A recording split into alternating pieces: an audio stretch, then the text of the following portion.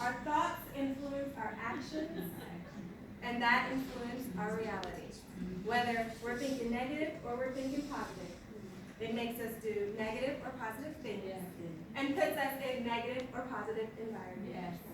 Now, we can't control other people, but we can control our outlook and our perspective on those, yes? So you got to remember to guard your mind in everything that you can. Tell yourself how amazing and wonderful you are each and every day. Every second. Yes. Yes. Matter of fact, that's what y'all got to do every day when you wake up. You go to your mirror, you dance your week dance. Yes. You say your affirmation. You say, oh yes, let the power is in me. Yes. And you, and you, every single one. So, when Michelle called me earlier this week, and she was all upset because she kept losing speakers for one reason or another. And she's like, Lindsay, I don't know what to do. I said,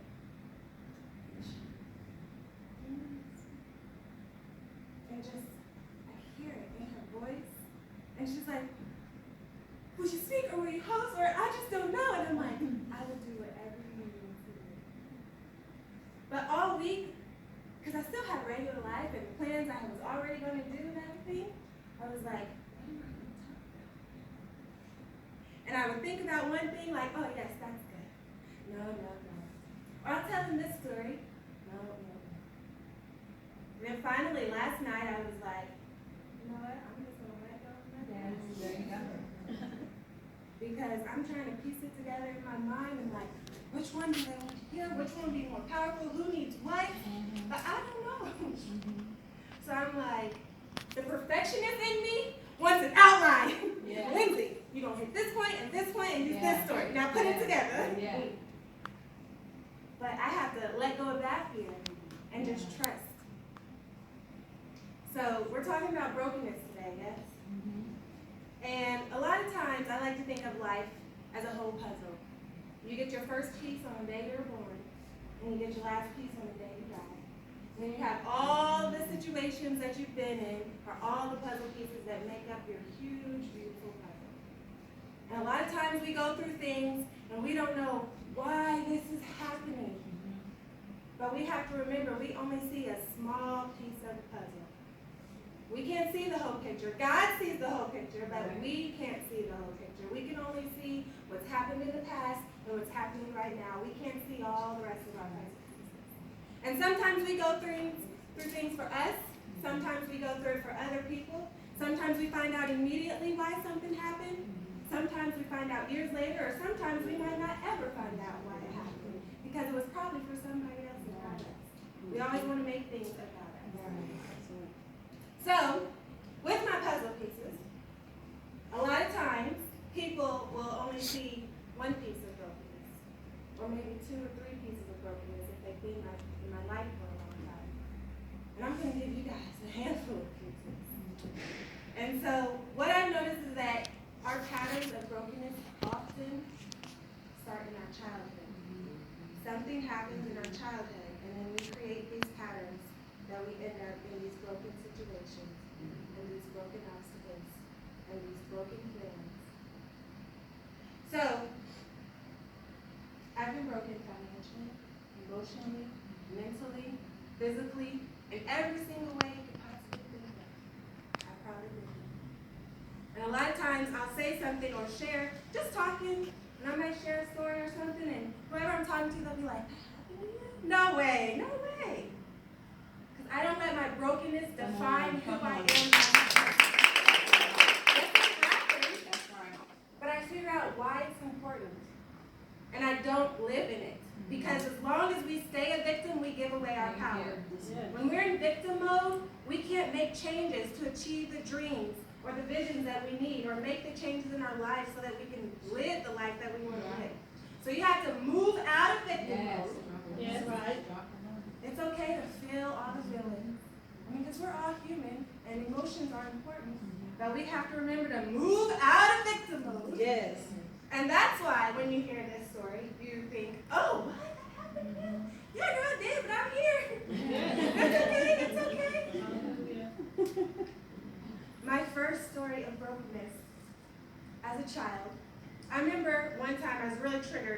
I saw a post on Facebook, and some girl was like, there's no such thing as daddy issues. Excuse me, what? You may not want to acknowledge there's no such thing as daddy or mommy issues, but it's a real thing. Whether you acknowledge it or not, it's happening to your subconscious. So I grew up in a single-parent household, and my father, he was there sometimes. And the thing was, when my father was around, I was so happy. He taught me how to ride a bike. I remember him reading comics at my grandma's house. But he was there sometimes. For as long as I can remember, I remember him with my stepmom and my stepsister. And so that did something to me. I had an absolutely amazing mother. She was supportive. She was loving. She is my everything. But it's like, what about my father? That does something to a little girl. Like, you can raise her. That's technically not even your blood. But you can't raise your own daughter? Like, what's wrong with me? Why am I not good enough to be your daughter in your life? So that's where it started. And I didn't realize that until I was an adult, that that's where my issues of I'm not good enough started. Right there with my absent mom. And as I look back, I can see where it played out in my life a whole lot. Especially with perfectionism and always having to be the best. So I go from that situation, and then I remember one time we were over there, and I'm playing like I'm asleep on the couch, but meanwhile, I'm really listening to everything they say. And I remember hearing him say, well, is she even mine? Is she even mine? I looked like the spitting image of my mom. And of course, my mom, she was heated. Like, are you kidding me? Well, why don't you have my last name? First of all, you ain't signed a birth certificate, so. And even if he would have said change it, I wouldn't have wanted to, because at that time I was Lindsay Boyd, and that's who I was, and that's what my identity was. But that has always stuck with me. So that added on to that brokenness and that not being good enough, to where I entered my first long-term relationship. You know your first. When you're stuck on that knucklehead. Yes, I had one of those. But the thing was, he was abusive. Emotionally, physically. Usually when he hit me, it was in my thighs or my arms, someplace that can be covered up. So if it left a bruise, and I am on the other side, as she likes to say. So usually it could be covered up. But one time, he got me in my face. He got me in my face. And I remember it so vividly because I wasn't even sad about myself, I was sad for my mom. So school was out, and I wanted to drive my mom's car. So I was going to take her to work. So I got up. Time to take mom to work, so I can have a car for the day. And I'm standing waiting at the passenger because I wasn't about to drive, because I'm still trying to wake up. Waiting at the passenger, waiting for her to come out, unlock the doors. And she gets outside, and next thing I know,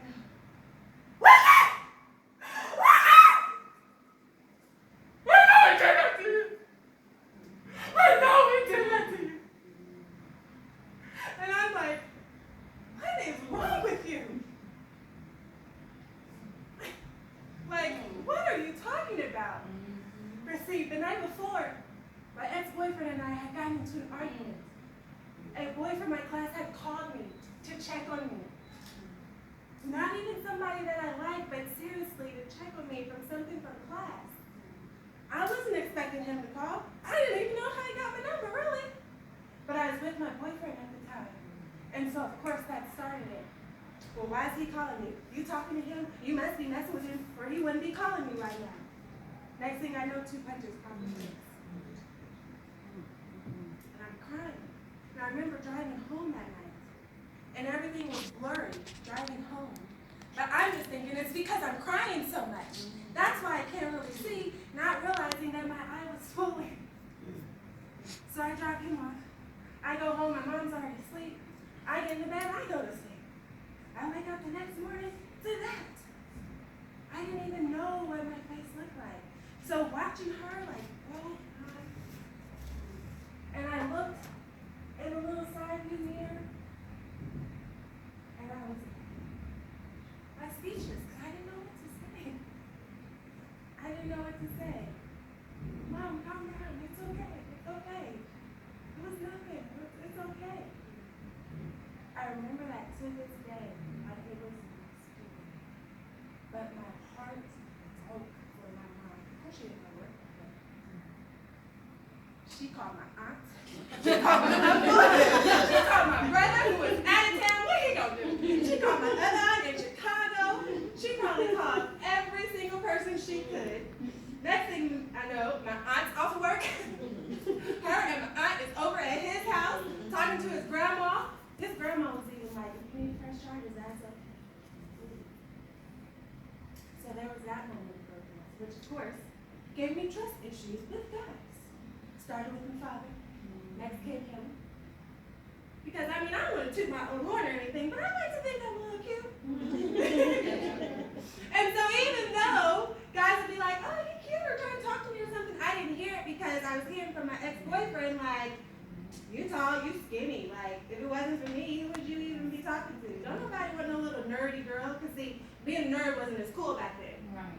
So don't nobody want no little nerdy girl. Like, you should be happy to be with me. So that's what I was hearing. That's what I was planting in my brain. So I get to college, and finally, like, that's a dream came. And then I was physically broken in 2007. I was in a car wreck. Pronounced brain dead on the scene. Aired back to Indianapolis. Pronounced brain dead there. The only reason they didn't take me off the machines is because they couldn't locate family. Wow. Thank God for that. Amen. Oh my God. That's right. Because I made it that night. I had emergency surgery after emergency surgery after emergency surgery, blood transfusions, brain trauma. They had to reposition my skull. If you part this right, you can still see the scars up in there. So brain dead. Couldn't walk, couldn't talk. Yes, I was paralyzed. I was paralyzed. I don't recall an entire week of my life. An entire week. I just remember being in the car that afternoon. Next thing I woke up, middle of the night, I have no clue where I'm at. Can't move, can't talk. Like, straight out of a horror movie. Yeah. I'm just, and see, like, I'm blind right now. I have my contacts in, so. But without my glasses or my contacts, I can't see. Like, you would be blurry, even right here this close to me. So, of course, during the surgeries, they had taken my contacts out, and I don't know where my glasses were. So I'm laying there in the middle of the night. I can't move, I can't see, and I have no clue where I'm at. Now, by the next time I wake up, people are in the room, and they start to tell me what happened. It's like, what? So there, I was physically. And I recovered on the outside, miracle time, which was part of that mindset. That's a whole another talk right there. If I wouldn't have had that positive mindset, I might not be standing here right in front of you today. But that's what helped me to recover so fast, because we like to sit and wallow on the past. We like to sit in it and sit in it and sit in it, and then we can't realize why it's 10 years later and we're depressed. And we're still stuck in the same situation. Remember what I said earlier? You have to move out of victimhood. So there was no point in crying and being depressed over what's already happened, because no matter how much I cry, I can't go back in time and change what happened. That's right. So it's only best to look towards the future. I know what I want out of my life. But I gotta get myself together so I can do those things that I wanted out of my life. This little wreck wasn't about to stop me. Right. Come on. That's right. And my absent father wasn't gonna stop me. Yes. My abusive teenage boyfriend wasn't gonna stop me. This drug wasn't gonna stop me. So I recovered from that. And I mean, it still affects me to this day, like the memory and focus issues. I had to put in a lot of work. I recovered on the outside fairly quickly. It took a little bit longer on the inside recovery. Especially when people are calling me a miracle. That's a lot of pressure. And you know, already as women, we gotta be super women. We gotta be super mom. We gotta be super everything. So, fast forward, I'm married, we have kids, I'm pregnant with my daughter. And I've done a lot of healing. Like the relationship with my father is absolutely amazing right now. I didn't call him father or dad until I was down in college. And he is an absolutely great grandpa.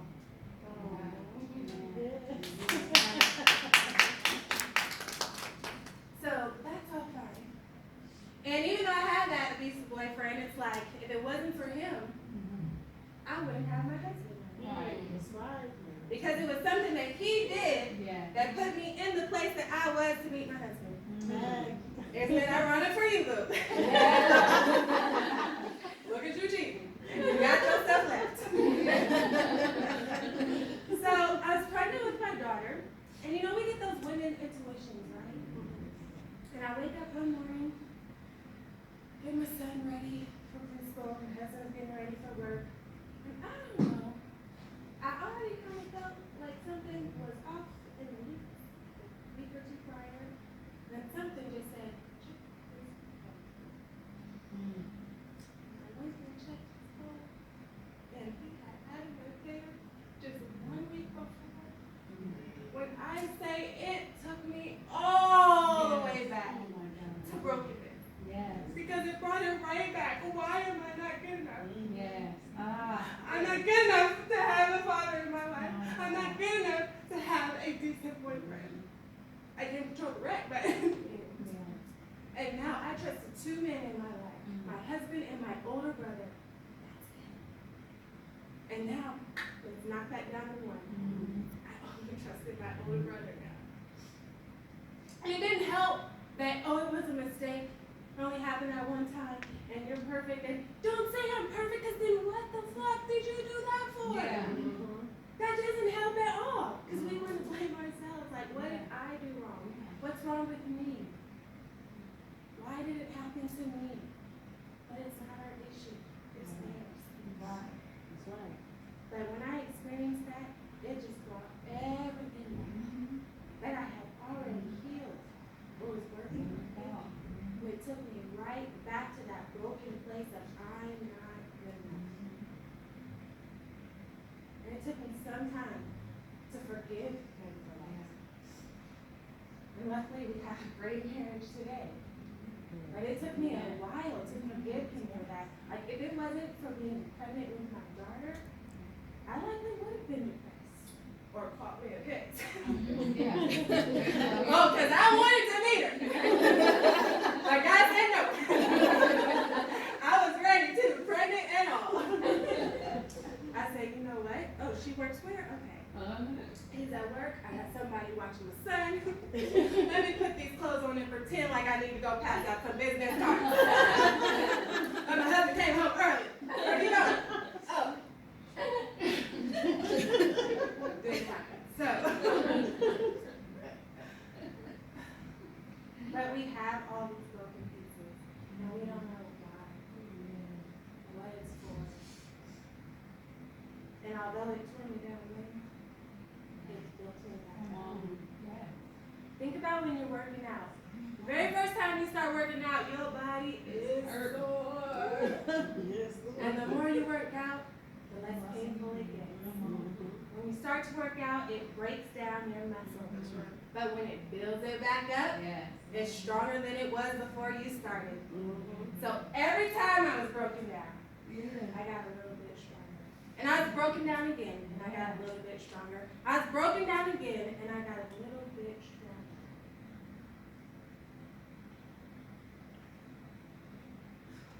And it's these bits of brokenness that's going to help somebody else with their brokenness. We don't know how our story can help anyone. You don't know what woman is out there waiting on you. She don't even know she's waiting. Right. She doesn't even know that she needs you. Right.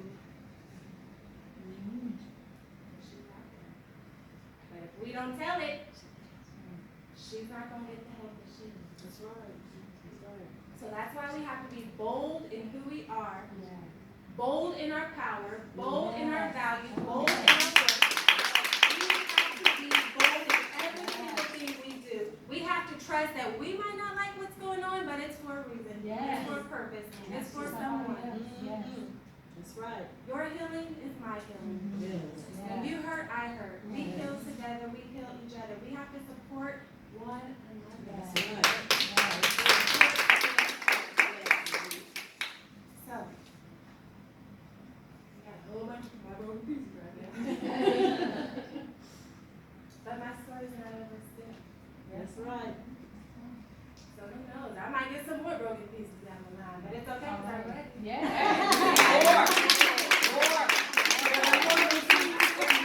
Yes, it is more time. Oh yes, yes, yes. So that is my stories. Like I said, it wasn't planned out. May you take what you need from it. Yes. May you take what you need from it. That's all I have for you.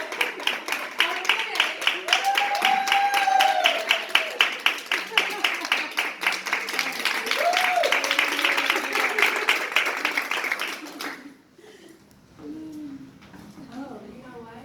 I did remember how I was gonna take that. So listen, one thing that I've noticed is that we often feel like we have to do it alone. Yeah. How many times have you felt like I don't have anyone to turn to? But if we just open our mouths, we will see how alike we are and who else is struggling with that same issue. One of my favorite songs that always gets me pumped up no matter what kind of mood I am in is by Ty Tribbett. You know which one he turned it? He turned it. Yes, yes, yes. And some of those words, yes, there were times in my life when I thought I would never make it. He turned it. That's right. I almost went down. I was out for the count. I was through. Yes. Sometimes we need a little help. Yes. We need help choosing us. We need help seeing our self-worth, our value.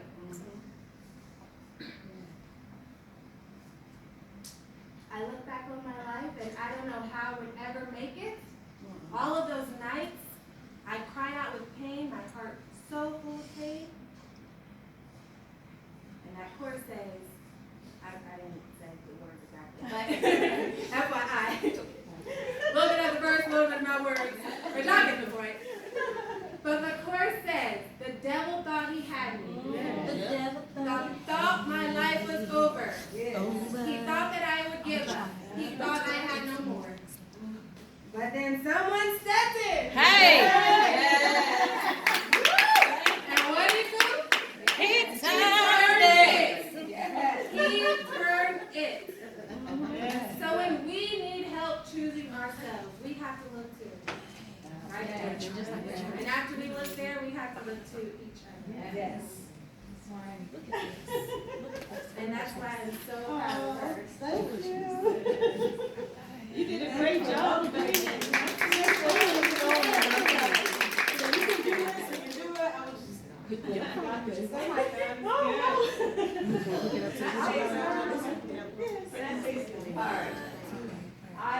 I gotta break this up and ask it really John. So I met her years ago, and it was right at that moment where things were a little bit rocky in her life, but it happened to be the time where things were a little bit rocky in mine. I didn't know what my issue was at that time because I just listened to what was going on with Deshaun. And so we got to be real close, and then I was doing